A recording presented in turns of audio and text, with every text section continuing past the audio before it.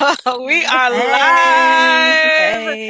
Welcome to a welcome to another episode of of Love and Flow TV.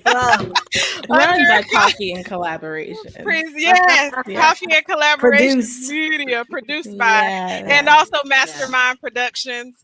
I am one of your hosts, Kimberly Winborn, and then I have my other beautiful co-hosts who can introduce themselves. I guess we can start with Miss Kenya. Hi, everybody. My name is Kenya Thompson, and I am one of your hosts for tonight and every night. Well, every time we go on live. Yes. Okay, I guess Dion's next. I'll go next. I'm one of the other co-hosts. I'm Dion Selby. I am a life coach. I coach personal development, financial literacy, and also mentorship. And I am also one of the co-hosts. So I'm excited to be with you guys tonight. So let's have a good show. Yay. Kimberly.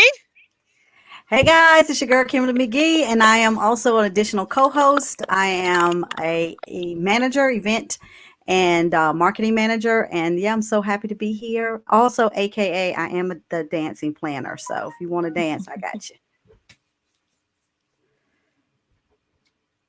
You're on mute. Dance to the music. All right, so we're back.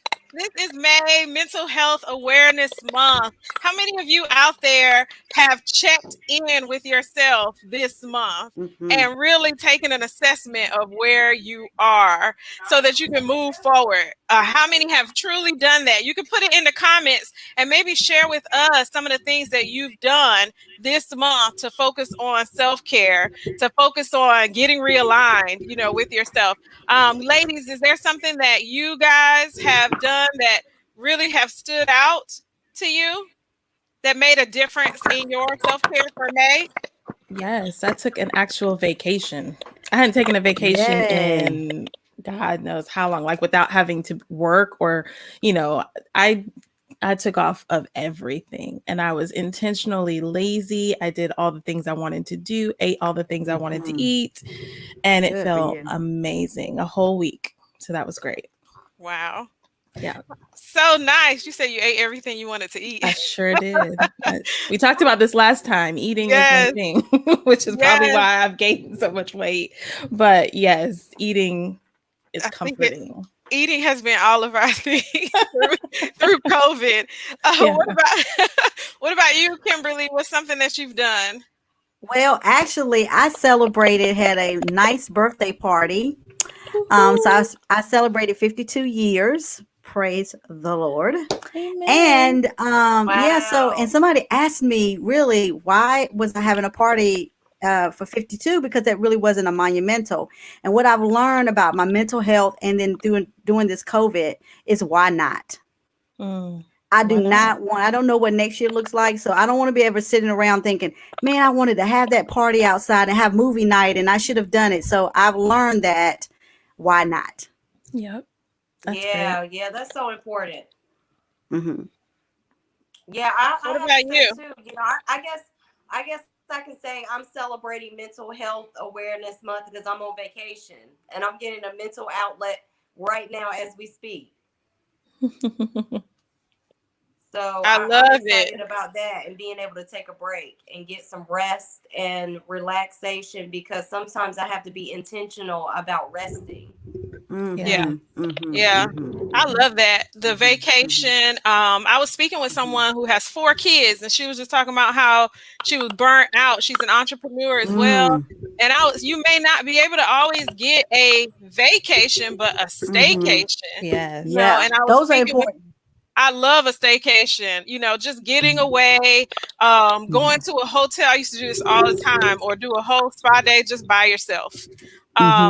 Some of the things that I've been doing for my self-care is journaling a little bit more again, writing some things down.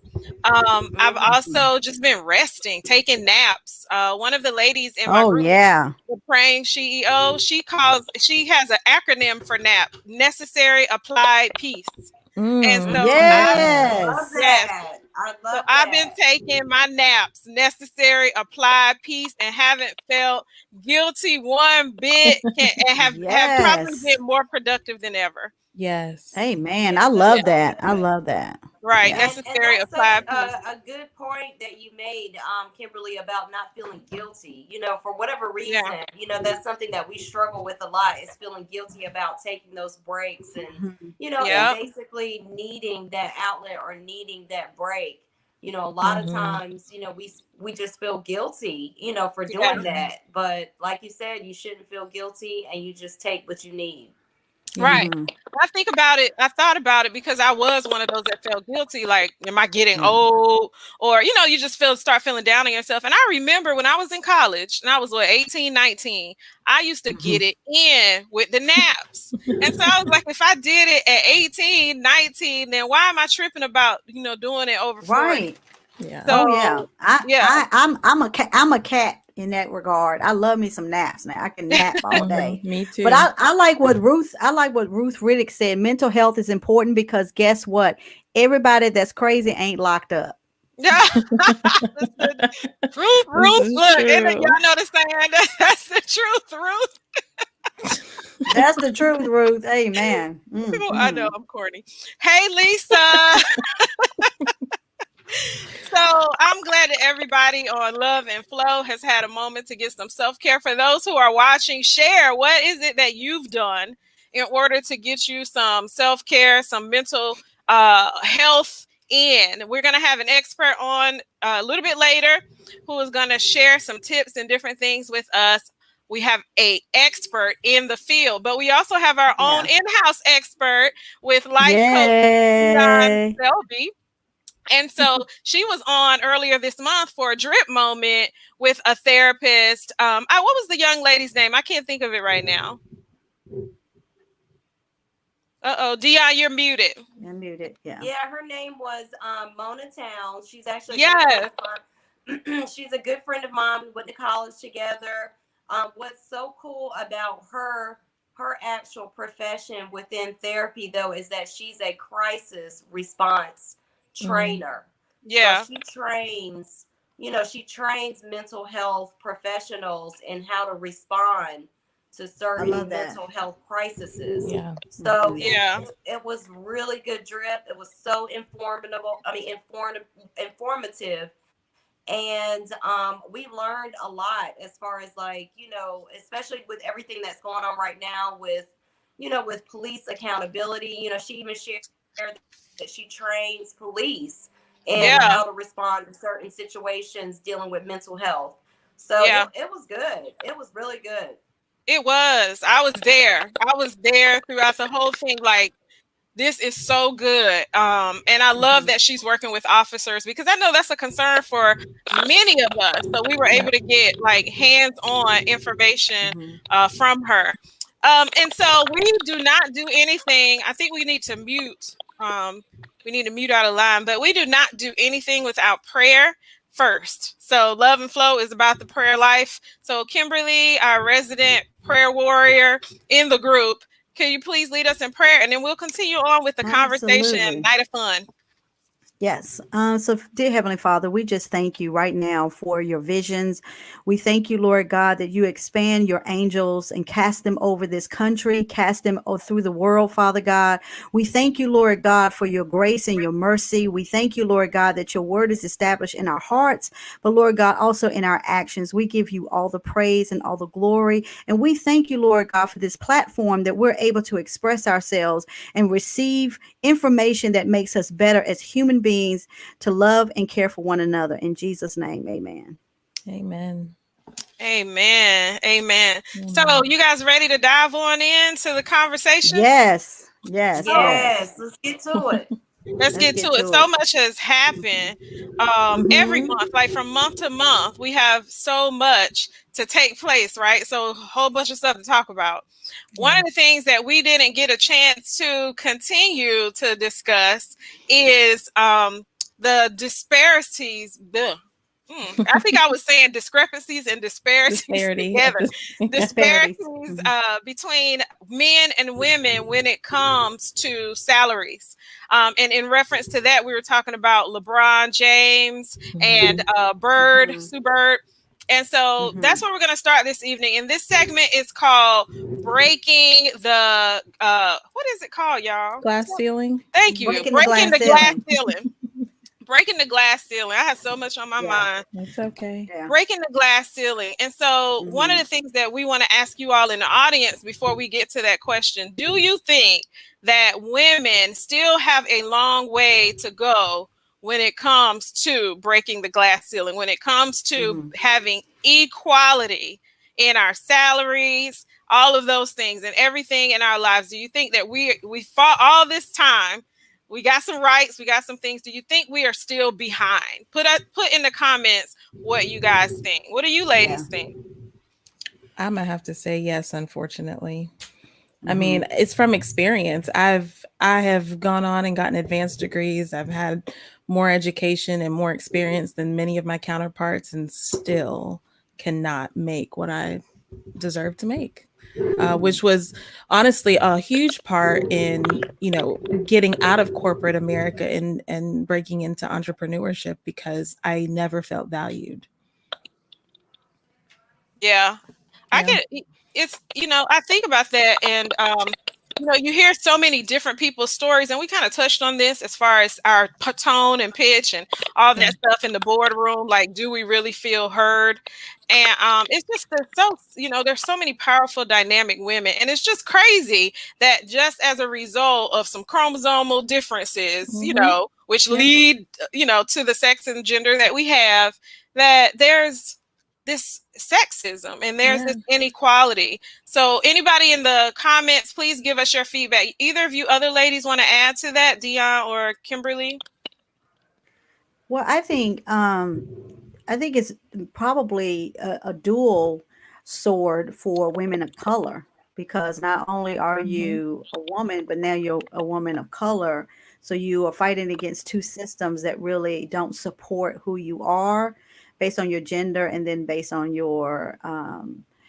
uh, your race or your Mm-hmm. ethnics background, your ethnicity. So I think it is unfortunate. We even see it in sports. I think we just see it, like Kenya said, not in corporate America. I think we see it in education, Yep. specifically in education.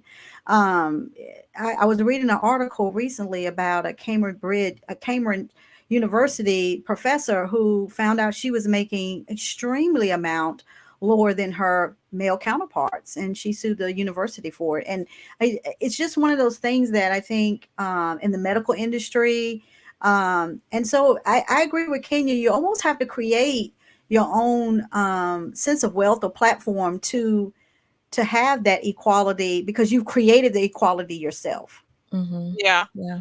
Yeah. Yeah, Landy said, yes, we live under a patriarchy that will always be as long as this patriarchal society exists. Mm-hmm. And then Hmm. Teresa says, I feel women are behind in general, but I feel Black women, to your point, Kimberly, that Black women even further Hmm. behind. Ugh, It's yeah. just Yeah. gotta. It Yeah, I'll, almost. I'll add to that. I'll add to that because I do think that it's just as there are. It'll always build. I mean, it'll always be that systemic racism. As far as just from the actual system, until we're able to continue to break those walls of the system, then of course we're all going to still see that type of situation or that type of experience for women in general. But I will also say that Black women now have made huge strides in Yeah. entrepreneurship as far as like where we are as a culture, and how and where we are as a race as far as leaps and bounds of entrepreneurship and business ownership that we've seen, Hmm. I'd say But there's within been the reason last for couple of that. years. But there's Huh? been reason there's been reason for that, because we had to create our own lane, right? So Yeah. there's been this surge of Black women entrepreneurs because we couldn't get what we deserved or what we were owed Right. in other Right. spaces, so we had to create that ourselves. Now, Yeah. McGee, what was the actual story about LeBron and And Sue Bird. Sue Bird, Yeah. yeah. So you look at LeBron James, and let me say this: Sue Bird is a white athlete. So can you imagine if Sue Bird gets what she gets? I love to see the comparison with a black athlete. So you look at their stats, right, for what they've done. Look at her salary in 2020 versus his salary. And then here's the thing. People say, and this is the one thing that they said, that the NBA and the WNBA, the reason why there's a difference is because of the average amount of viewers and e-commerce that it creates, the revenue between the two leagues, right, from a different viewpoint. But her bonus, look at her bonus. Yeah. Her bonus, which to me, if she brings value to the WNBA, why wouldn't her bonus? Now, I understand they talk about salary and they're talking about the revenue between the two leagues. And, you know, and I think that was according to Sports Business Journal. But her bonus is I mean, that is so disrespectful. $11,000 bonus versus $370,000. Even when you look at the salary, though, we're not talking that LeBron's making 1 million or 2 million or 3 or 4 or 5 or 10 or 15. He's making $30+ million. She couldn't get $1 million. Like that is such a huge gap. I'm sorry. That is ridiculous. It's a very significant revenue gap. I mean, extremely significant. I mean, it's like you're talking like a 2% in terms of like she's making 2% of what he makes. Like that is, but yet she's still bringing value to a league. Even though, yes, that league doesn't have the same revenue balance as the NBA does. And I hear when people say that, but nevertheless, there's still value in what she does. So I think it's just like her value is being just considered not valued at all. And I think a lot of women deal with that, the lack of value in what we do and the quality that we bring to the table, the resilience, just the creativity. Women are very creative and we're very resilient and we're extremely loyal. And I think sometimes that is overlooked. Yeah. And then we were talking about the fact that that's in America. So the disparities in America, and you look at other countries, and a lot of American women that play basketball go to other countries and make a whole lot more money overseas than they do here. And so, you know, I get to what people are saying as far as the league, the NBA makes a whole lot more than the WNBA, but to have such a humongous gap over and over and over and over again, it's exhausting. Yeah. But what y'all really saying? We need to protest. Y'all saying we need to protest? I think part of here's the thing. I think one of the things I was reading about, why do women make more money overseas versus women athletes versus the WNBA is because overseas they're revered and they are and people love women's sports. So and most women's sports don't have to, like in foreign European and other countries, some women's sports don't have to compete with the type of salary that the males make in the NBA. So and then, you know, for us, we've got college basketball. I mean, these were just some of the things that I on different platforms on Riddick, and I was just reading about, you know, why most female athletes go abroad, and it really is. But then here's the key: a lot of women who go abroad say that it is one of the most loneliest times in their careers when they go abroad because of the language barriers, not having friends, not having a community. So it is a twofold and that's situation. A shame that you know the system's forcing them to choose between a career and between their family and being close to those that they love. You know, I mean, I understand going after a dream. Like, I mean, that's how I started out, right? And part of me is glad that I didn't make it in news, because I probably wouldn't have a family, wouldn't have kids, or at least it would have been later in life. But that hustle and bustle to try to make what you're worth, and then to have to go across the country. Like, I was looking at going all the way to New Orleans right after Katrina for $10,000. That just it just made no sense. I would have Yeah. been isolated and alone in a place where I had no support for Yeah. $10,000 in this Yeah. country, right? Yeah. Yeah. Yeah. Yeah. So, But that, and I I think also there are so go ahead, many Kim. like no, I was gonna say, I think, Kenya, you just said something that made me, think about the fact that with families and different things like that, it is as a result of that I think we don't get as much as we probably are worth. And yes, Black women we're killing it in entrepreneurship.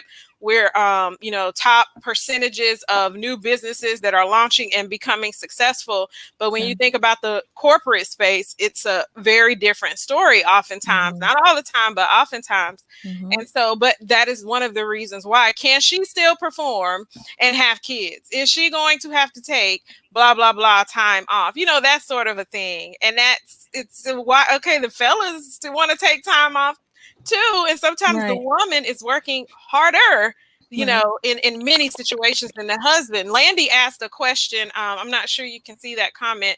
Is the top player, is she the top player in the WNBA? Not justifying the pay difference, but I do need to know where she ranks in her league. LeBron is the top She's player the or top. one of the top players. And so, Ken, are we able to pull the chart back up, the comparison back up? Yeah. So they're She is the top. equal. Yeah. Mm-hmm. Yeah, they're Yeah. equal as far. I mean, of course, a lot of the men get more endorsements, bigger endorsement Mm-hmm. deals. A lot of the men get, a whole bunch more happening for them. Look at that is such a big. their stats are the It's a same. bonus. Their stats are 17 that she's season the top. wins, Right. four Yeah, four that's championships. astounding that they actually That's have astounding. the same stats. Yeah, that's Yeah, pretty exactly impressive. the same. Yeah. Yeah. So Yeah. the answer to the question seems to be unanimous Yes. across the board. We Mm-hmm. still. So Well, Dion, you ready to get your signs and Listen. If we gotta go to the streets, let's go to the let's streets. go to the yeah. street? Yeah. I also think too, and this is a great time to share with everybody too. I just wanted to invite everybody to please share, because we're going to get real deep tonight. I mean, this is just the tip of the iceberg. But I Yes. would like to see the Me Too movement be more about, not just about, which is so important about, not having the safety of our sexuality in the workplace, but I really would like to see the Me Too movement also concentrate on the inequality when it comes to pay and when it comes to representing a brand. And Yeah. like Kimberly, like you said, they get more endorsement, and we ought to hold these businesses, we ought to hold these brands accountable for not supporting not only just gender equality, but also ethnic equality. So, and you know what I'm saying? So we really need to hold these, because we are consumers of these Yeah. brands. So to me, there is accountability, not only just in brands, but in organizations. Yeah, absolutely. And I'll echo what you said about everybody go ahead and share. And when you share, you want to hashtag Love and Flow TV, because we do have an exceptional guest on this evening as well. And she's here, so I want to go ahead and give her a proper introduction. Leslie Hardy, who is a licensed clinical social worker and addiction specialist. She specializes in mood disorders, trauma, so childhood traumas manifesting as adults, relationships, whether personal or intimate, and basics of healthy marital relationships. So we have an exceptional expert for this segment of the show on this evening. So I want to welcome and give a love and flow welcome to Leslie Hardy. Yay! Yay! Welcome to the show. Thank you. I appreciate it so much. So glad to be here. It's truly an honor. I'm just enjoying the segment already. We're glad to have you. We've just been talking about inequality and disparities right now. You want to share with us just for a second a little bit about your practice and what you do? I know I shared a bit, but if you want to add anything to that, go ahead and have the floor. Feel free. Okay, sure. First, I want to say I am a mother of a very, very wonderful adult son. Pride and joy. Like you said, I also am a licensed mental health professional. I'm an author and entrepreneur, and I am the host of a podcast, my podcast, which is Life Perspectives with Leslie. And so I just love working with people, serving people, helping to transform people in their healing process, traumas, childhood traumas, like you said before, which ultimately impacts relationships, because we're all individuals who exist within the context of relationships, and we can't get away from it. Even if we consider ourselves to be solo and introverts and all of that, we're still in relationships with people in all types of and so that's just part of what I know I'm called to do. I enjoy doing it. And you all were talking about self-care and mental health and everything earlier. Well, I just like to say one of the things I love to do is go to the ocean. Water is so therapeutic for me. So I call it ocean therapy. So that's one of the things I love to do to take care of myself. And I'm happy to be here with you ladies. Yes, I love that too. The beach, a lake, anybody. I love a body of water. Yeah. Well, a nice, pretty, relaxing, clean body of water. But yeah, I love that. Thank you for sharing. I would love to get some picnics in this summer. I know it's getting hot, but I don't know. I love a good picnic. I'm such a outside girl. Anybody else like picnics? Oh, listen, no, you see what like, listen, I recreated my backyard because I have every intentions on utilizing my outdoor space. Like I built a fire pit. I've got light streaming. I am so in, and I'm still waiting for Kenya to tell me she's ready so I can build her fire pit because we already talked about it. We can do that. I'll do that. Yeah. I love it. Yeah, we're gonna hang out at Kimberly's. We're gonna invite you all. Kimberly, fuss me out. But we've already talked about that though, having some ladies over. Yeah, we're gonna do some stuff with Love and Flow in Kimberly's backyard because it is really nice. But welcome once again, Leslie. So we're in here talking about inequality. We're talking about, do we still feel like women are kind of struggling in that area as much as we fought, but especially African-American women. And so we had a bit of dialogue around that. We shared about Sue Bird versus LeBron James and just the differences in relationship to their salary versus their stats. Do you have anything you want to add to the conversation about equality or inequality when it comes to being a woman and or African-American woman? Yeah, I was listening to you all's comments and they were great comments. Right on point. I agree with what everybody was saying. And you were talking about some of the industry differences. And I can just say, being in mental health, that may be an industry where there isn't as much of a disparity in terms of the salaries because this is such a woman-dominated industry. Yeah. But yeah, historically, women always are underappreciated for what we do. So I agree with what you all were saying. Yeah. Yeah. One of the things we talked about is like, where are the self-made billionaire women? Like, where are they? Most of the women that are billionaires are noted on the list. And Kimberly has the stats because y'all know Kimberly is the statistic and fact seeker for Love and Flow. But she has the stats. But the numbers of self-made billionaire women are very low. You want to share, Kimberly? Yeah. So what Kimberly and I, we were talking about this, about women. And I think we did in our last segment, the last show we talked about briefly about, self-made women. And I looked at the Forbes list and there was 10 out of the 10 women in Forbes. 2 only were self-made, literally, like their husbands was not connected to their career. And that was Oprah Winfrey, of course, and Judy Faulkner. And I thought it was interesting about Judy Faulkner. And we know everything about Oprah Winfrey, so we don't really have to, utter her profile or her resume. But what I found about Judy Faulkner was interesting is that she started she had the largest leading medical record software in the world and leading in the US. But she started in 1975 on her own with no help. Wow. And she's a billionaire with no husband. Now, I don't want to take away from any woman that started their empire alongside of their spouse and partnerships. Yeah. Okay, but I will say it is something wonderful to see a woman take the bull by the horn, so to speak, and create this global company like Oprah and Judy, like on their own, and really create this space for themselves and others to be prosperous. But I will say, in my research, I found that out of 149 countries, The United States ranks as number 53 and scores 72% out of 100 when it comes to equality, when it comes to women.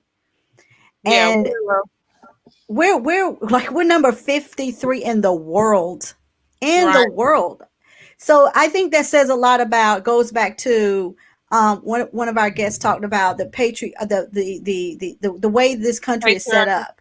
Yeah, Mm-hmm. the patriarchy. Yeah, and I think it says a lot about how we see Canada is right behind us. And you would think Canada, as progressive as they are, they're not that aggressive. That they're not that progressive. Iceland is number one. Mm-hmm. Iceland is number one, and then we've got Norway, Finland, and Sweden are as it ranks. And so, as you can see, where we are in the world, there is still a lot of work to be done. Oh You yeah. know, Yeah. so But I'm it's also not just a United States thing. yeah. I'm curious though, going back to, how Oprah, and we know she's had Stedman for a while, but Mm-hmm, mm-hmm, Mm-hmm. um you said Judy Faulkner not mm-hmm, married. mm-hmm. A lot of other successful women seem to either not be married or not stay in a marriage. Mm-hmm. And it just That's good, Kenya. it kind of piques my brain to be like, well, what is that? Is it true that you cannot have it all? You cannot be married with kids and have a successful career and thrive and make money with Yeah. with a partner? I don't, I just wanted to add to that too, Kenya, because we also have the fresh situation with Bill Gates and yes. and his wife. Yeah, Yes. Mm-hmm. Melinda. But so Yeah. to your point, Kenya, is it the standard, or is it expected that we are going to then sacrifice our lives basically for the family? That lends to that question. So can we Mm-hmm. have it all, or are we supposed to? And okay, so we have to define what all is. And I Right. guess we can define what Well, it all is. But From a traditional standpoint. are right. we expected to sacrifice as women for our families?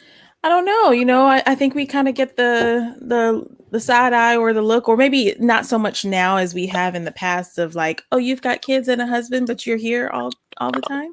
So who's Yeah. taking care of your household, right? Right. But then that changes the gender roles in the home, right? A little bit. I think that the traditional gender roles of mom and wife and cleaning house and cooking all the time changes a bit. But so then that means you have to be with the spouse that understands that and accepts that and is okay with those, what's the word I'm looking for? Is it transient gender roles that kind of just flow, like we fill the roles as needed, right? Mm-hmm. So I don't know if it's a cultural expectation or if it's just a mental shift. Like, I think you can have it all. I just think you have to be partnered with the right person who Yeah. number one doesn't feel threatened, right? Mm-hmm. And that's threatened on both sides, because sometimes I know from Mm-hmm. experience, I like to be mommy and homemaker and all those things, but then, like, when I'm not the one cleaning or cooking, I feel a little threatened, and I'm like, but wait a minute, you asked for Mm-hmm. the career. So Mm-hmm. Right. it's one Yeah, or the Yeah. I, other. I, I Mm-hmm. disagree a little bit. I mean, I agree mostly with what Kenya's saying, but the only thing I just disagree a little bit with saying that I don't think that you can have it all. I think that Mm, at different times calls for different sacrifices. Mm-hmm. And I just think that what you're trying to achieve is balance in every aspect of being a housewife, of being a career mom, of being you know of also having a social life, Mm-hmm. also being able to have good mental health. I mean, you know what I mean? Like, there's so many Yeah. different aspects that you would have to actually balance, and you'd have to be really good to have every Mm-hmm. aspect of your life balanced completely out. So I do think that some areas call for different sacrifices at different times, mhm, and that leads me to think that you can't necessarily have it all at one time. Mm-hmm. Yeah, I will say this. One of the things that I learned about the different countries that were in the top 5 is like Iceland. They create space for mothers that are born. Well, I mean, when they have children to stay at Yeah. home with their infants longer. In Yep. Switzerland, they actually create space and even demand certain companies to require childcare within that company so that that mom Mm-hmm. can be in direct connection with her child. They give moms and parents actually across the board in Finland. They give parents an opportunity to switch off when Yeah. there's a child being born, where dad can stay home and mom can stay home. So I think too, when you have a society that is creating the space for you to Yeah. be successful as a woman, that also benefits your success too. When you have companies and organizations and our infrastructure that really supports Yeah. those types of lifestyles so that we Yeah. can be successful. So I think I had interviewed years ago when I was on radio a woman who was extremely successful years ago. And one of the things she told me was that because of her success, she was able to hire a nanny and she was able to hire certain staff to do things for her. Yeah. And she said she had gotten slack about it. She aired it on the show years ago. And this traditional women's group typically was like, I think it was like the Southern Baptist women's thing, Hmm. kind of attacked her for Wow. promoting that she had nannies and things like that. And she said, it works for her family. She adopted Love 4 other that. children. Right. She adopted 4 other children, and she was doing so much great work. But it's this inner, like, as women, regardless of what path you take, if you want to be a stay-at-home mother, if you want to be a working mom, if you want to be a mom with entrepreneurship and partnership, we really need to be more supportive and not be so critical of one another, so that Yes. we can all Absolutely. kind of learn some of the curves and be successful. Absolutely. And I would like to, before we read Kenneth's comments, I would like to ask Yeah. Leslie to think about this, and then I'm going to read the comments and you can come back and answer. When it comes to this particular conversation and you have clients who are actually going through mentally, really, as a result of these disparities, these realities that we're dealing with, what is something that you tend to share with them to help them to kind of overcome, get out of that ruts, for lack of a better word? Because I believe that this is something that can actually lead to some issues with their the mental and emotional health. So I'm going to leave that there for just a second and read what Kenneth has said. She said, women are still behind. I have a girls nonprofit and we are still behind in STEM, business, and most fields. However, we are making moves in STEM, politics, and business. I agree with the comment above. Women are behind in all races, but Black women, we have the arrows in front from everyone, sometimes including our own race. Women in some families still are not encouraged to own our own businesses, go to college, and be successful. We are expected to sacrifice for the family, our husband, and what their husbands want. She said a lot, y'all. It's a few other comments in here. Teresa says, I feel something is going to go lacking with the question of, can women have it all? That doesn't exist. You cannot be a housewife and a career woman at the same time. That's a comment from Landy. That doesn't exist. You cannot be a housewife and a career woman at the same time. There will have to be a decision made. Other countries are more accommodating. That's from Lisa Green. So we got a lot of comments, you all. We can come back to a couple of them because I want to give Leslie a moment to respond to this conversation. Yeah, I'm loving it. I really agree with what most of you have said. And what I would say is this: I think it's so important that couples, the individuals in the relationship, do what's best for them. So I Yeah. think Kenya actually talked about gender roles. And so one of the things that couples have to navigate is their roles and tasks as it relates to the core issues that make up a good, healthy relationship. And so for couples, I honestly think women can have it all. I just don't think it's necessarily 100% in every category at the same time, like Dion said. And so I really think it's about the couple determining their levels of satisfaction and prioritizing what's most important at every given phase of their relationship. Because, when you first get married, if you're married or in a relationship, you may or may not have children. But when Yeah. you start introducing children, your priorities may shift. And so then you have to decide as a couple what's going to work best for you. And so, if you have a husband who wants to stay at home, he can't stay at home, let him stay at home. I Yeah. tell couples to play to your strengths. Play Yeah. to your strengths and do what works for you. Yeah. I totally agree. Men get such a bad rap, though. Even the couple that has that particular scenario where maybe it's best for the woman to go to work and the man to stay at home. Oh my goodness! Even though it works for them, people have such a hard time with that case, and it's crazy. Well, Let me jump in? that's where the couple really has to be solid and secure within themselves. Absolutely. So that outside opinions, outside pressure does not move you, because everybody's always going to have something to say about what you do. Yeah. That's right. That's when people got to mind their business. They Right. need some, yes. Kenneth said, yes, women, we can do it all. We are just that great. We have been doing it all. My favorite scripture, I can do all things through Christ. So she's saying, women, we can balance the home, work, and family. We did it in Africa, pre-slavery, did it in slavery, and we are still doing it now. Hashtag multitask. Women do well. Hence, why are we in the roles that typically multitask and project management? That's true. Project manager. I'm sorry. Women we do multitask a bit better, and that's actually statistically, it is hard to do it's hard to do multiple tasks, but we tend to be able to manage multiple projects a little better than most men. But see, I do think though, in respect to the mental health aspect, like I think because we know that we can do that and we feel like we can do it all. So I do believe we can do it all, right? In to certain degrees. I agree what Dion said and what Leslie said about maybe not everything to 100%, but we can do most everything. But I know in my experience, because I think I can do it all, I end up crumbling inside because I've taken on so much, and at some point there is a breaking point. I do believe that.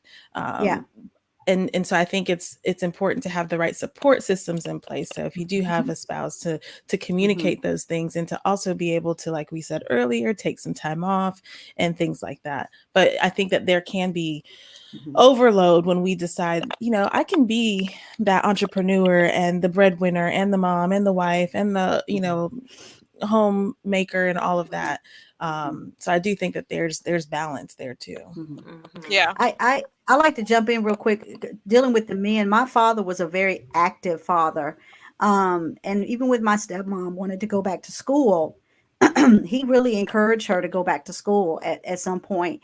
And he was right there, making sure that we got to school, like we got to school on time, making sure we got to rehearsals and dance, and then he cooked as well. So I think partnership is important, but then what if you're a single parent, right? So what do you do about that?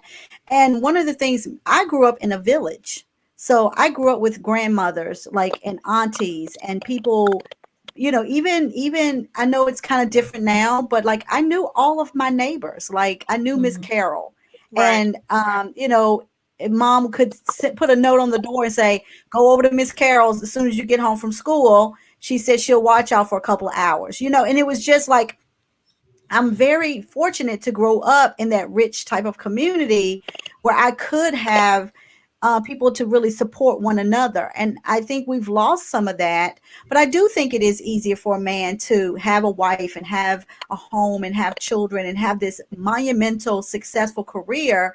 And he can come and unplug and just kind of like in the traditional way.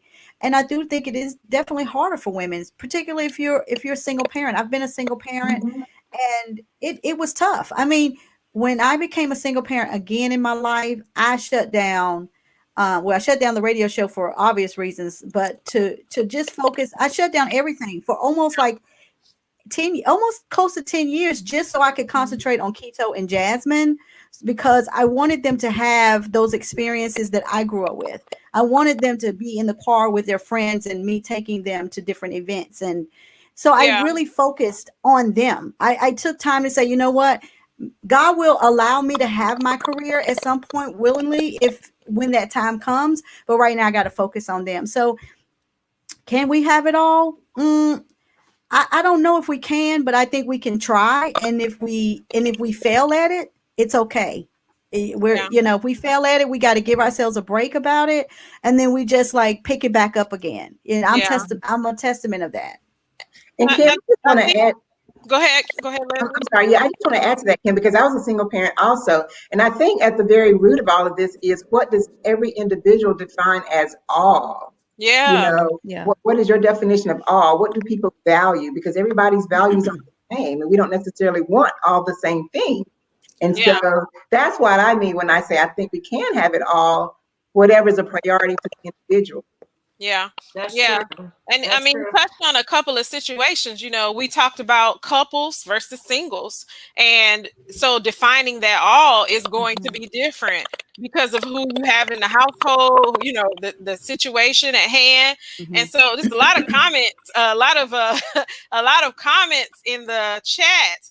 And so one of the things that I want to that we have as one of our questions is men versus women. Can men even handle us? Can husbands or boyfriends or whatever, our significant others, even handle us when we start to evolve into a womanhood, especially later in life, and when we want to have it all, when we're in a space to grow and achieve more? Do you guys think that that men can handle that from a woman who may be moving a little faster than them? I think so. That's a good one, because it all comes down to the male ego. It comes down to what, Dion? To the male ego. Ego. Yeah.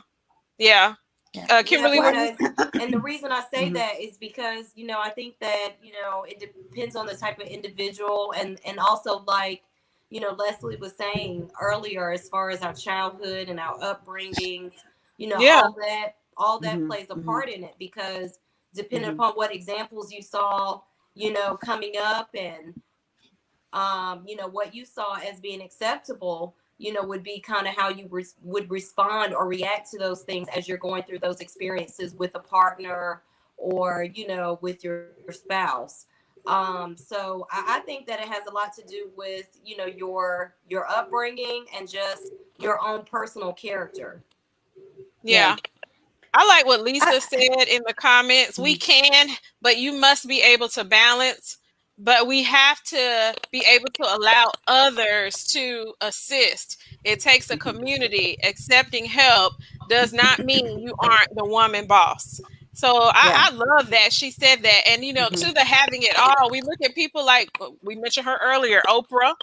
We look at people like that who seem to have it all, but what are the sacrifices that were made? You think about Oprah's life. She sacrificed having a husband. Well, she didn't want to have a husband, kids, a few other things. You think about a few other people like Kamala Harris, who has had a successful career, no kids of her own. She got married, and, so it's like, can we have it all in the sense of children? When you define all, I think we're talking about children. Husband in the traditional way, in the traditional way, husband or a significant other, a career, a booming, successful career, all of that, and live our lives with joy and all. That's what we mean by the all. So can we truly have it all?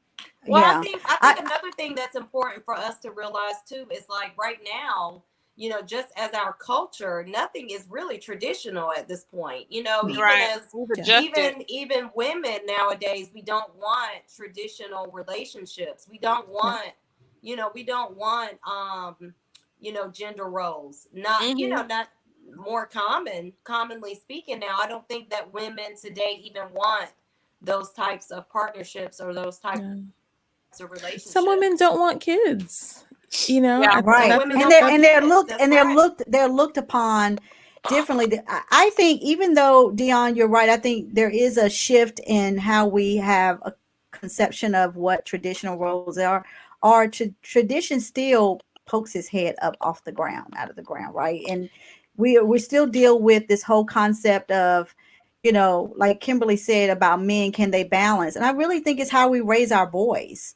And I think it's what we teach our young boys, like, before they become men, so that they are sensitive enough to as mothers, we love to mother our boys and we love to nurture them, but we also need to teach them how to respect women, not just by not hitting them, but also encouraging them to support a strong woman. Like my Yeah. And so son is that's what I was very saying, hands. Kimberly, about your upbringing and the way that you're raised, because that's exactly the points that I was making with that, because all those Mhm. things are important. And what we see today is a lot of men being kind of coddled by their moms, and being super catered to, so Yeah. that also Enabled. interferes with that. Enable, yeah. Enabling. Well, it goes back to, Enabling. again, That's the well, word, enablers. yeah. Well, it goes back, like, from my dad. He was raised by his grandmother, who was a strong black woman, and she instilled in my father to respect women. And also, she was an entrepreneur before there shouldn't even been, like, my great grandmother shouldn't even have been an entrepreneur, just based on her black skin, and then coming out of, like, not educated. But she created her own wealth because she didn't want to answer to anybody. My father saw that, and then she also instilled that into him. So he encouraged his girls, he encouraged my brothers to respect a woman and respect a woman. He used to tell my brothers, do not mess with a woman that cannot fend for herself, that doesn't have a brain and a mouth to speak. No Mm-hmm. man wants a puppet. And he would tell my brothers that no man wants a puppet. And I just going through my son, making sure he went on dates with me and teaching him how to be a gentleman, but also getting Keto to understand that you may have a wife, which he does. Holly is extremely intelligent and she's extremely ambitious, and he supports that 100%. I mean, he's at home with Kobe 3 days out of the week. He has worked his schedule around that. So I think it's what we also teach our men, going back to what Kimberly said. Can men do that? I think they can if we build a generation of men and equip them to do that. Yeah. True, And but I I think it think the also goes girls back, too. Kimberly, but that's true. But I also think it goes back to either being taught partnership versus a traditional household. Because if you're teaching your children a traditional household, then you're going to look to gender roles and, having food prepared and provided when I get home from a hard day's Mhm. work and blah, blah, blah, Mhm. all that kind of stuff, versus actually seeing a partnership and accepting that and being supportive. Yeah, but I think it also goes to the young girls too, because we had this conversation too, Dion, because we are also raising young girls that are so independent that they don't really know. I don't know that they don't know what respect is, but when it comes in the form of somebody opening your door or different things like that, it's kind of like, you ain't got to do that for me, like.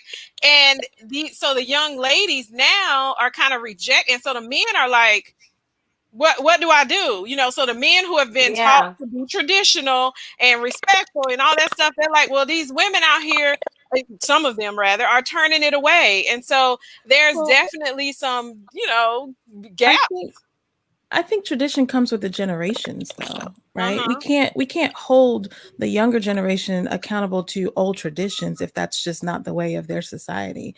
I think Mm-hmm. that there are plenty of great examples today of marriages and relationships at work that are not quote unquote traditional. Traditional, yeah. And so it's okay if the younger generation, like my son, he'll be 11, he's 11, he just turned 11, right?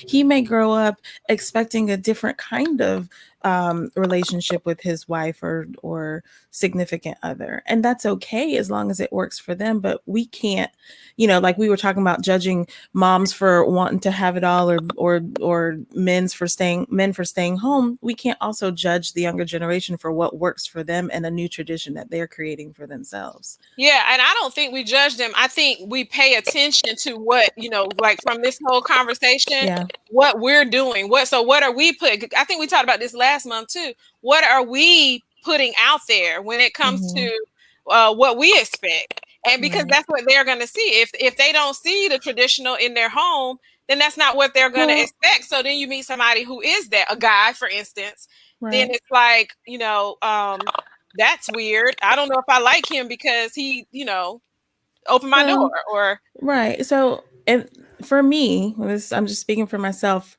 I tend to stay away from passing down the traditions and more so trying to instill the basic principles of relationship, like conversation and communication and honesty and openness. And like, how do you tell someone what you're feeling and say it in a way that's most kind and tender, like treating people nicely.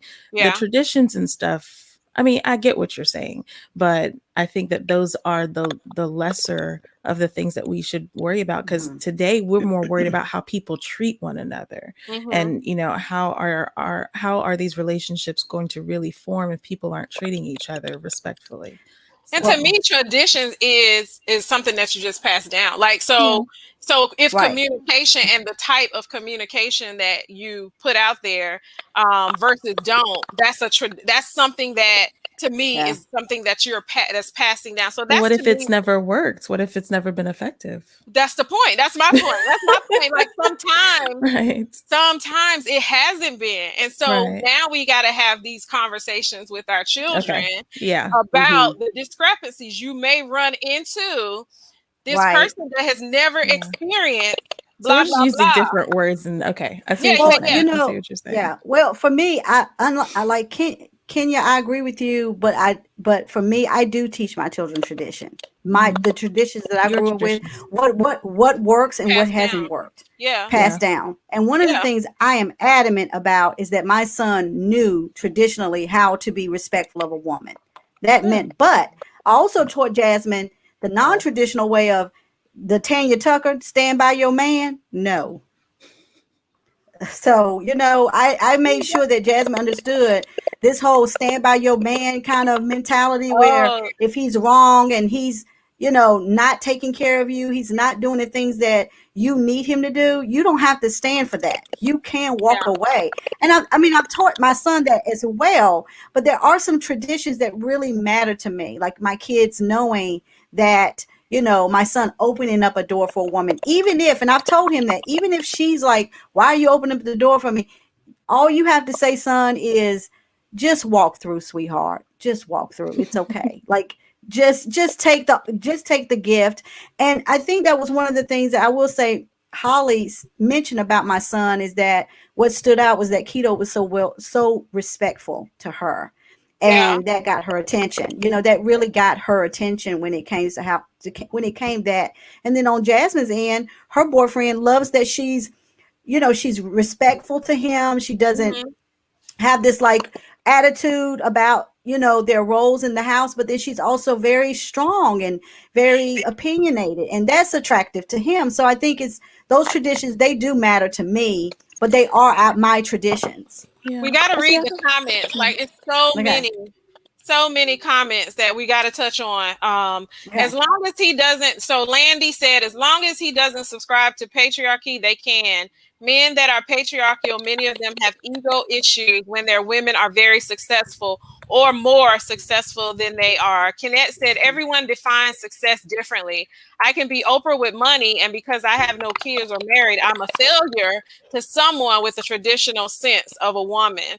Oh my God, yes, men too coddled, enabled. It happens in Bermuda where I am from too much. Landy said, miss me with the gender roles. This atmosphere doesn't allow for it. I get no breaks from being a superwoman. After he's walked a mile in my shoes, we'll see how he feels about a gender role. Teresa said, I grew up with a stay-at-home mom, and I love that. My dad had the job, but my mom was very active with my school as a volunteer. And then Kenneth said, I grew up with a stay-at-home mom, a stay-at-home nana, but a working multi-job mom, balance, best of both worlds. I was able to experience and love either option. Opening a door and being independent aren't synonymous. Independent simply means you aren't dependent on anyone else. We should all be independent, but also able to cooperate in a relationship. Support and dependency are two entirely different things. And then Kenneth said, I know women can do it all because she worked multiple jobs, helped at church with my majorette group, raised the family and cooked, cleaned, built her home and rental property, traveled. She did it all, my superwoman. This is a woman that loves her mama. I love it too. God bless me with a great multitasking wise mom. And then Lisa said, women are naturally born caregivers, most women, we all, including both genders, is the respect. Again, we have to be independent, but have standards and morals. As we women build an empire, we don't lose ourselves in the process. Y'all, some good comments. Thank you for everybody for your comments. And one of the things that happened recently, or happens as sometimes people get older and just different things like that. I don't know if it's a gender role issue. I don't know if it's having more money. I don't know what it is, but we see a lot of couples that end up breaking up, that end up moving, beyond each other, that end up realizing, I don't know if it's independent, I don't know what it is, but that this is not the life for them anymore, and they grow apart. And so one of the things we were talking about is like, why does this happen, that you get to the 25, 30 mark or whatever in your marriage and you like, peace, I'm out. I can't do this anymore. The whole coming into your own, like, this conversation can go on and on and on, because of the fact that it's, you guys agree, it's so many different levels to coming into your own, and the repercussions or the follow-up as a result of that. Did anybody have anything to add to that? Yeah, I wanted to add something. I think that if we could just focus on changing our vocabulary within relationships, I know that people care about saying husband or saying wife, but I feel like if we would just change the wording to partners, then it would actually change the way you think and act about being inside of the relationship. Because then you would recognize yourselves as a team, you know what I mean? Instead of actually seeing some type of hierarchy. One of the things that I did for myself personally, once I got divorced, was I changed my vocabulary from being when I'm in a relationship, to now recognizing myself as a partner, and also having a partner alongside of me. So then that way we kind of see each other as equals, and we don't see each other as this, like, you're supposed to do this for me and that type of thing. Mm-hmm.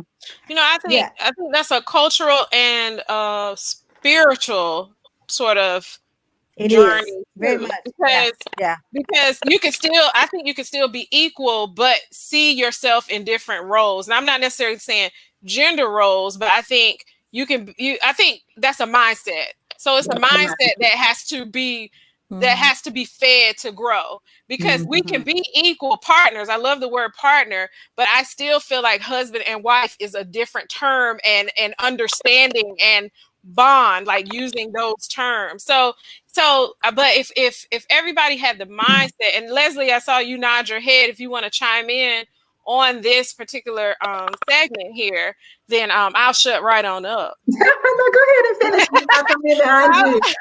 I was just finishing up. Like, I think it's a mindset. If you could say, okay, we're equal, but there is a difference in I don't want to say order, because that's not the word I'm seeking, but in the understanding of the marriage and what happens within it. So if you can go ahead, Leslie. Yeah. So what I would say to that is, it is a mindset. It is a mindset, because whatever you believe to be true is true for you. Yeah. It doesn't mean it's the truth, but it's true for you. And so terminology itself doesn't necessarily equate to partnership. It's really what you think and what you believe to be true for you that then determines how you manifest that in your behavior. And so one of the things I think we're talking about here, ladies, is intimacy. And I like to describe it as every healthy relationship is planted in intimacy. And intimacy is so much more than the physical. It speaks to how the partners feel understood, accepted, how they feel loved and cared for, how they are able to share, their hopes, their dreams, their fears, their doubts, how they're able to be vulnerable with each other. And the more they're able to cultivate that intimacy within their relationship, the more committed they are. They continue to build the trust and everything else that goes along with intimacy. And so there are different elements of intimacy, but I think at the root of every good relationship, intimate, committed relationship, is intimacy. And so, when in terms of the partnership, I think when people know that their partner is committed and there's a level of trust there, there's a certain level of awareness and insight, then the partnership, this whole equal concept that we're talking about, will be fostered within the intimacy of the relationship. That's what I love Yeah. that. I Yeah. love that. And communication is so important. And, one of the things that also we've been talking about concerning relationship is the types of relationships that as we grow and we change, to your point, Dion, the people evolve and times and things change, we're seeing relationships change. We got the open relationships, we got the polyamorous folks, we got the the man that, or woman. Monogamy. Yeah, we got the monogamy. We got all these different types of relationships, and so that's one of the things that we said we wanted to talk about. That was a great segue, Leslie, into that conversation. Do you guys think that you could be in an open relationship? Yeah, I think we have. I want to tap into something Dion said about partnership, and I think not only is partnership about communication, but it's understanding. And I think there are some traditional expectations that we have, either through culture, either through our religious beliefs, in terms of what a man and a woman is to one another.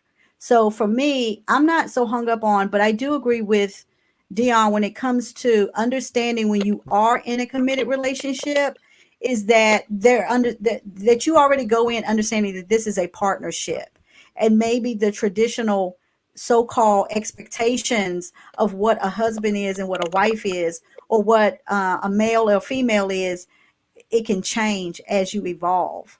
I sometimes believe that men necessarily sometimes don't necessarily, especially if they marry you when you're young, they really struggle with you changing and you evolving and you becoming into your own as women.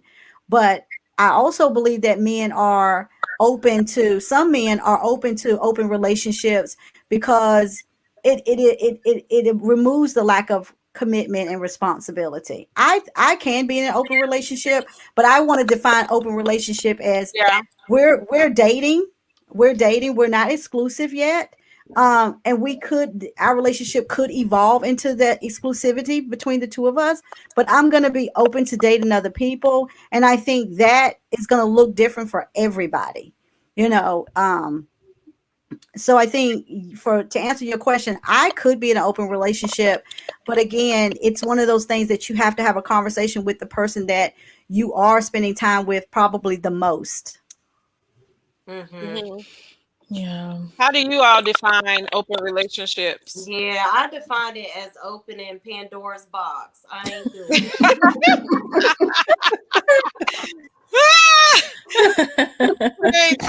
No, just because it's too much. It's too messy. People don't know how to talk or text nowadays, and don't know how to communicate. Don't know how to get along. Don't know how. I just can't see it. Yeah. That's why you need options, Dion. That's why you need Oh, options. Lord. Yeah. Open equals non-exclusive. That's what Landy said. Open, non-exclusive. Like, no open relationships for me, said Teresa. And for me, I always thought open relationships were you are in a committed relationship, but you've communicated that you will also be open to dating other Right. people, but not without going to the person that you're in the relationship with to say, hey, I'm interested in Sally, I'm interested in Bob, or whatever. Right. But you're open. That's what I thought. I didn't That's think what I it was. thought too. Yeah, I Yeah. didn't think it was just like dating openly. To me, that's just dating. Like, until you in a commitment, that's just It's just Yeah. dating. dating. That's what, to me, that's what open relationship is. Over And I like just to just dating. throw and I think when we talk about open relationship, people like shy away from it. But 23,000 Americans are open to be or interested in having open relationships. 32% men are more likely to accept. That's what I was saying. Men are more likely to accept open relationships than 19% of women would be interested in a non-monogamous relationship. I think too, maybe age may have something to do with it as well. I think maybe in your younger age, you're maybe open to having open relationships, and then you get into your late 20s and early 30s. It goes back to those traditional concepts of what we have, when to get married, when to have children, blah, blah, blah. But then as you get older, like for myself, Whoopi Goldberg, they asked her a question. It was hilarious. They said, would she ever get me remarried? And she said, no, I don't like anybody in my home. So I'm with you, Whoopi. I'm with you, Whoopi. Al said that he doesn't think open relationships work. Leslie, can you speak to this? Because I have an opinion. I have an opinion on open relationships. I think that at some point somebody's just not being honest. Like, I think at some point, because we are naturally made, humans are naturally competitive. Like, I think at some point there's that little side of you that's like, okay, yeah, I'm cool. I'm this week, but then next week, like, or whenever, at some point, I feel that somebody is going to get their feelings I don't hurt. know if hurt, or I don't know the word, but somebody gonna have some feelings. I don't know if their feelings are gonna be hurt, but they might get upset, or some sort of emotion is going to happen, as a result. I think it could go well for a little while, and you can fake it for a minute, and then at some point, that's what I think about open relationships. Not dating. I think dating, have fun, turn up. But not too much now. Oh yeah, I mean, I'm not talking about being polyamorous. But I'm talking about just dating, going out, having fun. But open relationships where you're in a committed relationship, but you like, oh yeah, I can look over here, and I think at some point, and Leslie, you can speak more. For all that. Yeah. Say what? I said I'm too jealous for all that, but Leslie, go ahead. Yeah, and so to make the distinction, I agree. When you're dating, it's just you're going out with different people, you're having fun, you're not committed to anyone. So everybody can go out with whomever they want when you're dating, each other. But to me, an open relationship means you're in an exclusive relationship, and both partners agree that you can go outside the relationship and date other people, have sex with other people, do what you want, right? And so I don't believe that really works. I feel like if people are in an open relationship, then they're really not quite ready to commit. Not quite ready to commit to one person, because they're like specific elements of intimacy that I truly believe are the skill of a healthy relationship, and commitment is right at the top. It's foundational. And so you can be committed, I guess, to be in an open relationship, but I don't think that means you're committed solely to having that exclusivity, obviously, with that one person, which then begins to bleed into like the trust issues.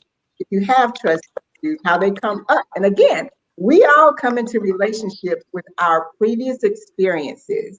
And so depending on what, each partner's previous experiences were, that may or may not work for a season of time, but I do think long term that won't work. I don't think it works. Well, I like to say, for me, I'm okay with an open relationship. I think for me, I go in, and I think Al said something about somebody getting caught up in their feelings. I don't think just because you're in an open relationship doesn't mean your feelings are not going to get hurt. You could be in a committed relationship and your freaking feelings will be hurt. You know what I'm saying? So you can't ignore or skirt over your feelings getting hurt or you getting jealous.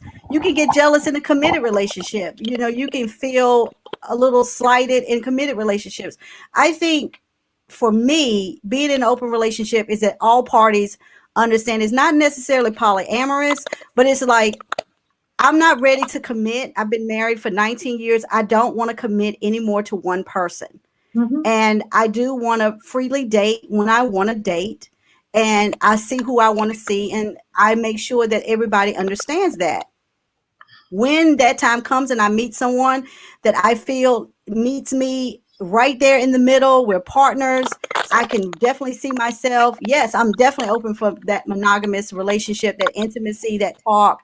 But until then, I don't want to have to be boggled down or anchored down to one person. Yeah. So your definition of open relationship for you is just dating. It is dating. Dating. Yeah, but for most, like when they talked about Will and Jada, it was a married, committed couple that they were saying they have an open relationship. So they were open to the possibility of somebody being attracted to someone else, and they were supposed to talk about it. I don't know if they actually did talk about it because the entanglement might have said something different, but that was the idea of it. And so what about the whole polyamorous? Do we want to dive into that, you guys? Before we do that, let's read some comments though. Oh, yes. Yeah. All right. So Al, of course, was talking about somebody's going to catch feelings. Landy Swain said that's called an open, organized relationship. To each his own. OOR. OOR. Monogamy isn't for everyone, but neither is polyamory. Even though most of us have participated in some sort of poly relationship, I don't know if I've participated in a poly relationship. You may not know it. I mean, you're right. You're right. I may not have known it. You're right. You may not Yes, know so it. right. That's If that you've been cheated on, there she goes. She answers it. If you've been cheated on, you unwillingly participated in a poly That's right. relationship. It's about being honest with yourself. Canette said, I know they won't work for me. Too much work goes into a relationship. That's just too much. Plus, that. emotional folk gets things twisted even with rules. No thanks, I'll pass. Al chimed in again and said he's not sharing either, and I think I'm the same way. I don't like to share. I'm way too jealous for that. So Yeah. Yeah. Now getting into polyamorous relationships, this is a completely different mindset, because when you are polyamorous, and I think Will Smith's daughter came out and announced on Red Table Talk that she was polyamorous. And I thought it was quite interesting, because in doing some research, a lot of the millennials, they are definitely open to polyamorous relationships. And I think it to them seems really, it gives them the freedom to have choices. And I don't know if they necessarily think long term what could happen when you're polyamorous. But polyamorous means you're in an open relationship, and and there is a defined understanding outside of sexual relationships. So you're forming not only a sexual relationship, but you're forming an intimate relationship that where all parties will or could end up living and cohabitating together as one couple. As a throuple or more. As a throuple. Yeah, I mean, I think that it could work. I think that it could work in her case, or in a case like that, because you're you're sure of yourself. You're sure of. Is she though? How old is she? She's very young. She's in 23, something like that. 23, 24. She's young. At that age, she's not really sure of herself, but she's sure of herself. You know what I mean? As far as like, she's sure of herself in the moment. She's sure right now. She's sure of herself in the moment. This is her decision of how she wants to live her life right now. You know what I mean? So with you being upfront about that, and you being clear and being in communication about that with your partner, I could totally, I could see that and I can understand. But in just your, your typical relationships, I see it being messy, because, a lot of people aren't so sure and aren't so upfront about what it is that they really want and what they're doing. Yeah. To Landy's point about we've been in polyamorous relationships, but we didn't know. We didn't know it. Well, the cheating. I want to hear what what are you gonna say, Kimberly, and then I want to hear what Leslie. Yeah, what she has to say about polyamorous relationships from an emotional perspective for the people, the parties involved. Yeah, I'm going to say this. All of our behaviors have consequences. And I think, just thinking about the brain and the development of the brain, I do think, young people under the age of 24, 25 really don't have the full capacity to understand what their behaviors may consequently cost them later. And so I think it's important that, they have the wisdom of people around them. Of course, they're going to decide to do what they want to do. But I think emotionally, I don't really think people really understand how that plays out, because again, we all come into these relationships with previous experiences. And sometimes what we're doing is we're trying to resolve some issues we have within the context of, well, all the time, within the context of these relationships. So relationships really have a way of reflecting back to you. And that could be something just to pay attention to, because, just as we have people that enter into these relationships, a couple of years down the road, they look back and they may wonder, well, what was I doing? That was just a reflection of where they were at that time. And so I do think, when people are entering into these relationships, really doing an assessment of, what is the cost? And I don't think people really do that. I know a young lady who was in an exclusive relationship, thought she and her partner had talked about having an open relationship, a non-monogamous relationship, where the communication wasn't great, that was not the understanding, and now it's created a big mess. Emotionally, looking back and reflecting, she understands she was in a place emotionally where she just kind of got caught up without thinking through fully the consequences of what could happen with the relationship she already had.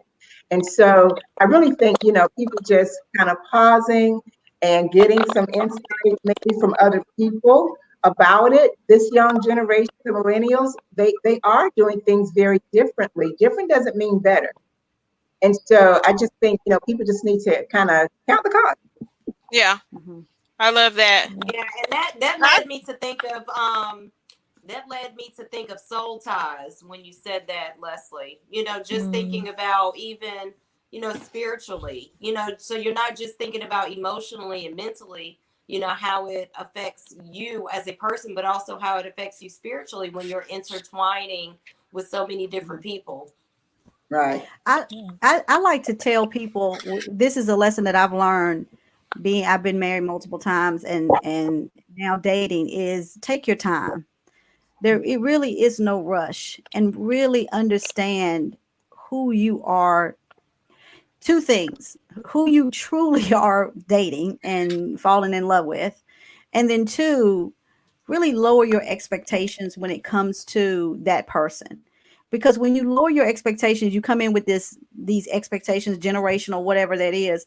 But people evolve, they change, and sometimes they change for the worse. Sometimes they don't change for the best, and we get ourselves really, really hurt. My biggest thing is that the difference about I don't know necessarily polyamorous. Like, I'm not trying to share space with another woman, but being in an open dating, right, or man, or it better not be a man. I can tell you that right now. I was just saying. Somebody gonna get cut. How it run through her head when you said it. She was like, wait a minute. Somebody gonna get hurt real bad. Because you got, like my great grandmother said, there's more than one way to kill a man than shooting him. He's got to eat. So, okay, but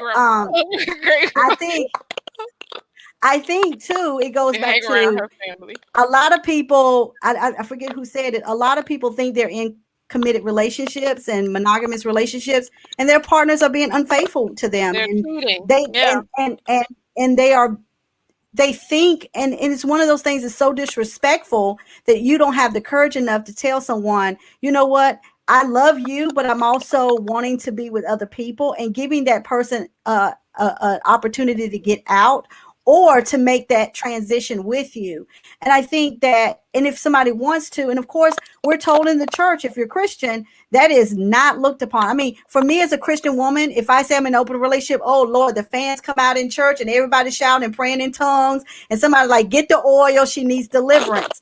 But I don't necessarily allow anybody to determine my walk anymore, because I've grown and this is my life and I have to get before God on my own.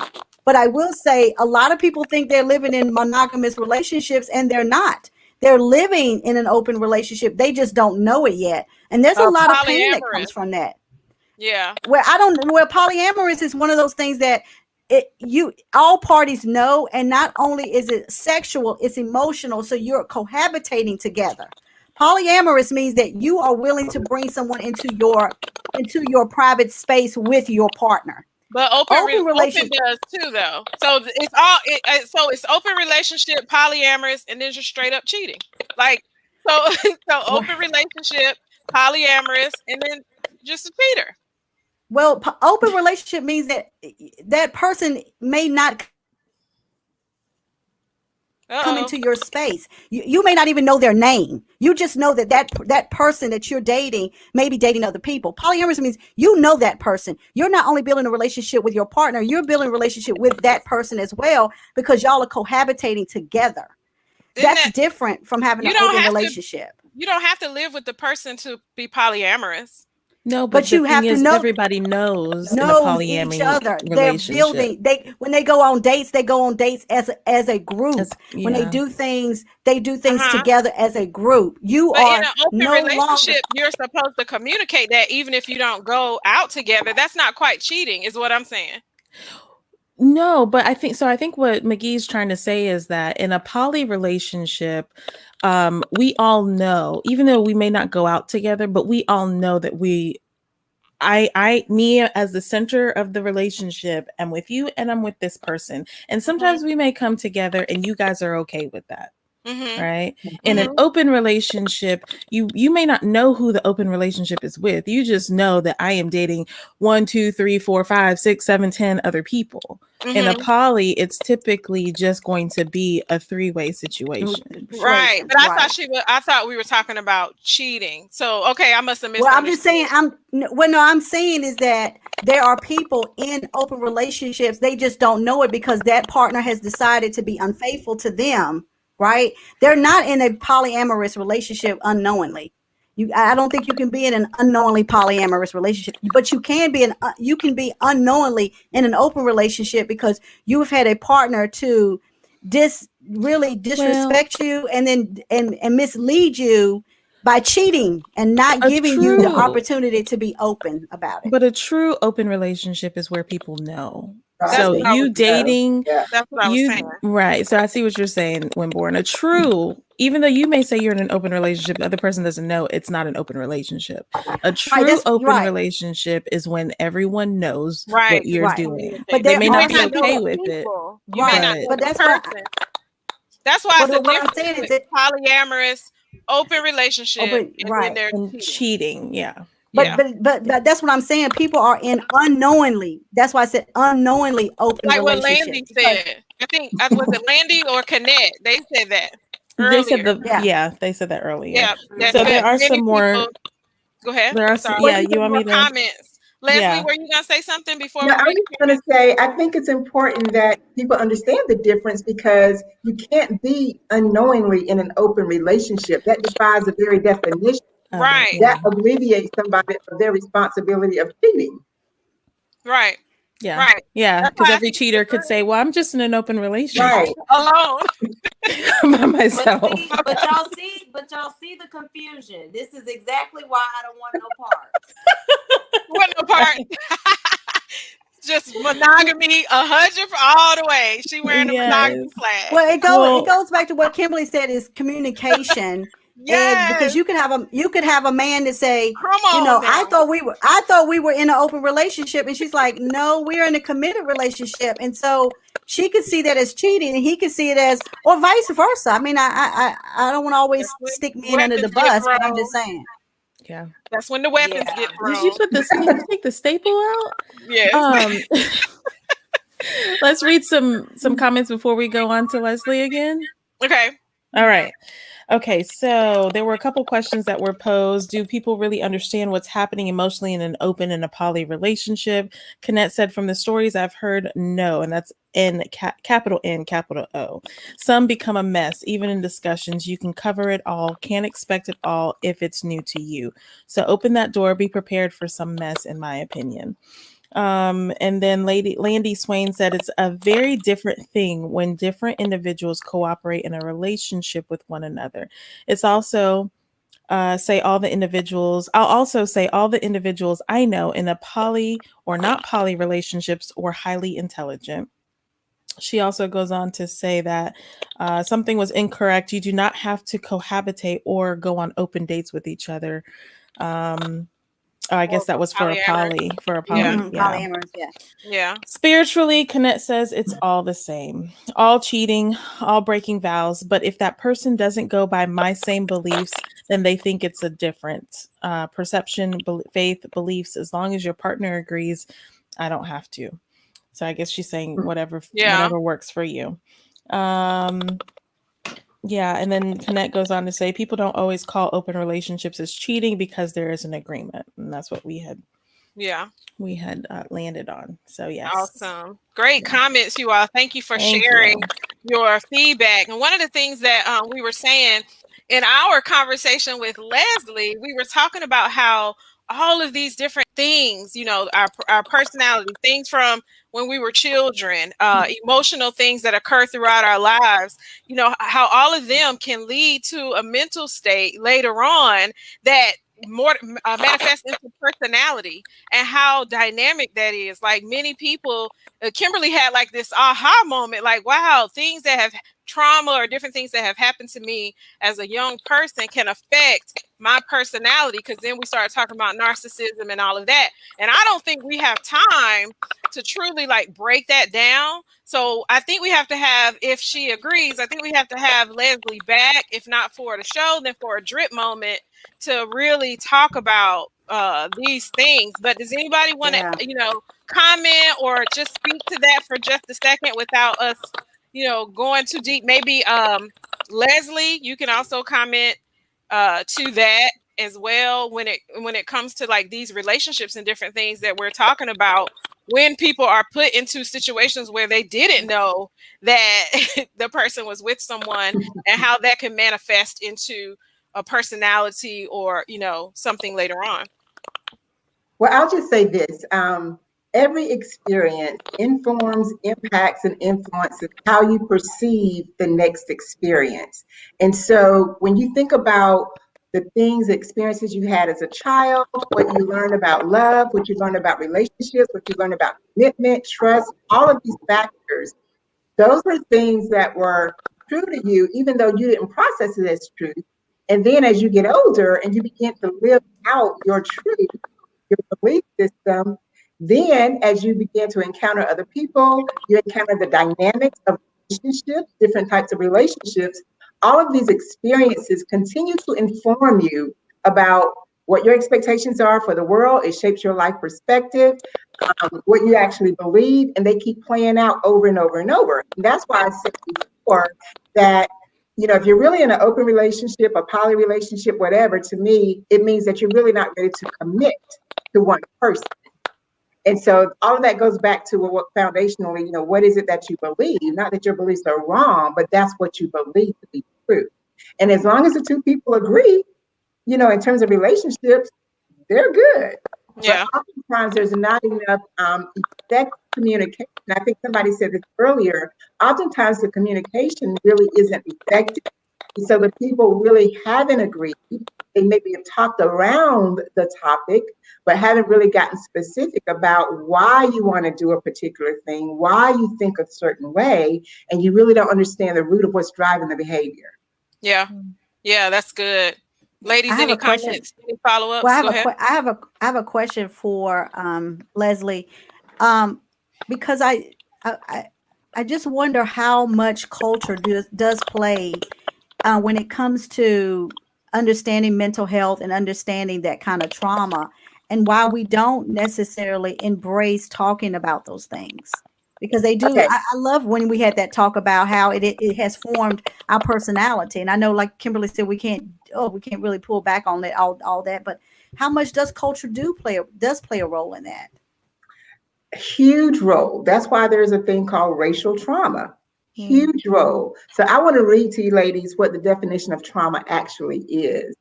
Trauma is the byproduct of an altered state of consciousness that we enter into when our safety or our lives feel threatened. So when you think about that very definition of trauma, we as African American people, Black people, people of color, live in trauma in this country.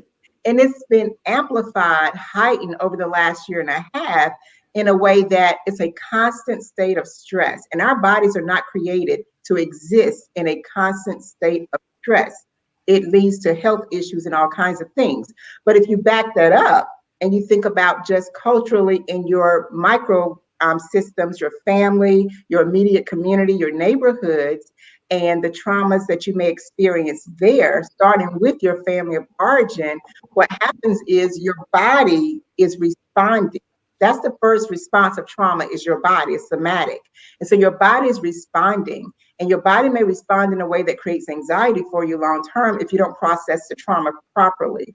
And that's kind of when we got into the conversation about how our personalities can be masked, cloaked, kind of covered by our traumas. And once you get healed from the trauma, then who you really are begins to come forth. Yeah. The Mhm. authentic you can come Yeah. forth. Yeah, You know, I and I wanted think to I would love to dive into piggyback that. off of that. Go ahead. I'm sorry, Dion. Can you Yeah. start over with what you were saying? Because we started at the same time.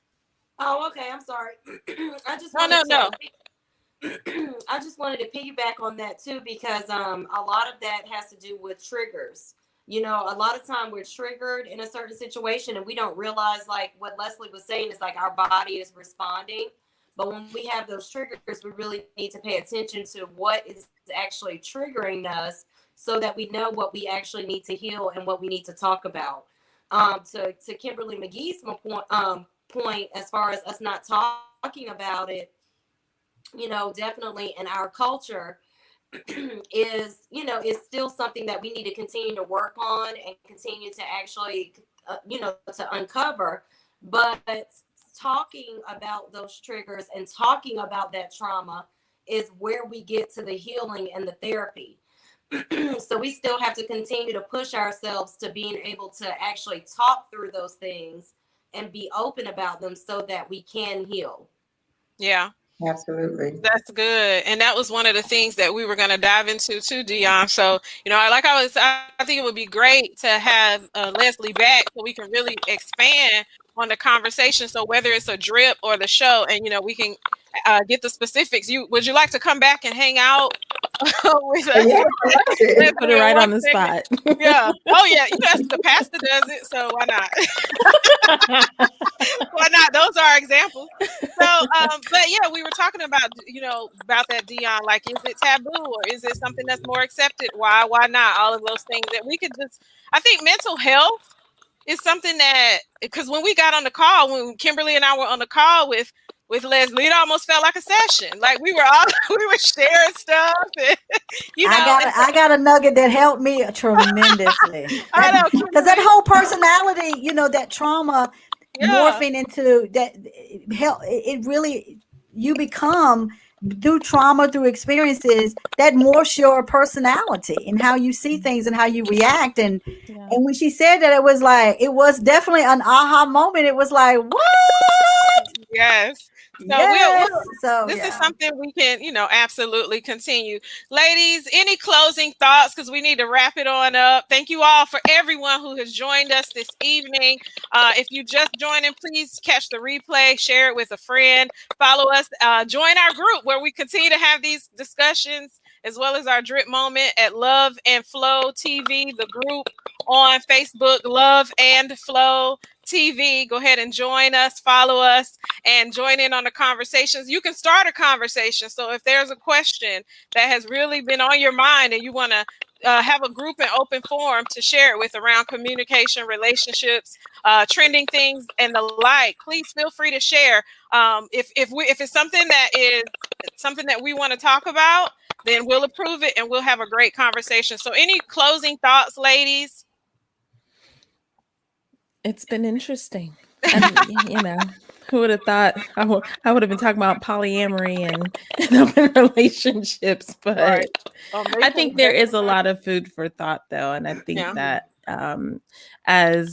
as traditions change, as generations evolve, there are various ways of looking at relationships. And I think that, the more open-minded we are, we go back to that caring and accepting nature that I think should more strive towards than being the critical, judging kind of people. So Yeah.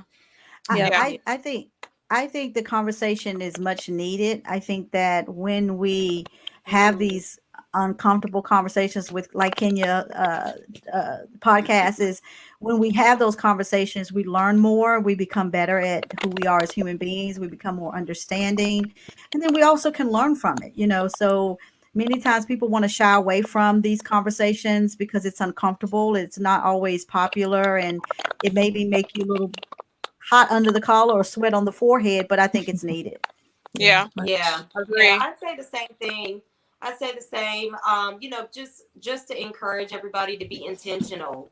This is a time for us to be really intentional, to slow down and to really put that emphasis on ourselves, our self-care, really thinking about our mindset, our mind state, our physical well-being, just really taking care of ourselves and being intentional. We know that there's a lot going on, and just so many distractions always, from the inside and the out. But we just have to be really intentional about taking care of ourselves, and with mental health awareness, that's definitely where we can start with just making sure that you're just getting a mental break, because sometimes we don't realize how much that actually is the root of where most of our problems actually come from. Is from our mindset and our mind state. So taking care of our mind and getting that mental break, disconnecting, is most important. Yeah. Yeah. And Leslie, will you tell us how to get in contact with you for those who need a mental break, need to work through some addictions, some trauma, relationships, and would like to reach out to you? Can you share your information? Sure, thank you. And I would like to add this as well, if I can. I would like to Absolutely. encourage everyone to reflect on yourself and just how self-aware you are. And you can do that by asking yourself, why do I think what I think? And Mm-hmm. ask yourself why 5 times. Why do I do what I do? And a lot of times it's truly out of a place where we're not really conscious of. But you can get in touch with me at my website, which is my name, lesliemhardy.com. You can also connect with me on social media, on Facebook, Instagram, LinkedIn, the same thing. My handle is Leslie M. Hardy. And my number, you can find that on my website. Awesome. So we thank you for joining us, everyone. This show was sponsored in part. I just wanted to say that, but this show was sponsored. This show was sponsored by always behind the scenes Mastermind Productions, and then of course Industry Image, our branding and graphic designer, who is always giving us the flyers and the like. So this show was sponsored by Industry Image, and we continue to love the Wizard of Oz behind the scenes here at Mastermind Productions. We thank you. And so this is something that I think is important every month. I know we highlight it on in May, but mental health, I think we can all agree, is something that we need to focus on every month. Do things different so that you can discover your authentic self and then thrive, such as taking baths. Like, so many people just jump in the shower now, and I know some people don't like to take baths, to each his own, but that I is love something them. that's kind of a retreat for yourself. It's something to clear and rest your mind. So take a bath, go for a walk, get some sun. Those are some things that we can all do. Go outside for just a few minutes. You take your allergy medicine, whatever it is that you need to do. But whatever it is, in order to gain the clarity of mind that you need to stay up and not get burned out and not be downtrodden, all of these different things that we experience, especially as women. Not that men don't, but we're all women, so I'm just say that. So we thank you for joining us this evening. Ladies, did I forget anything? Did I cover everything? Any I thought? think you Okay. got it Thank you all all. for Awesome. So join us. Oh, I know. We're going to more than likely just do some drip moments in June. So follow us in June for those drip moments.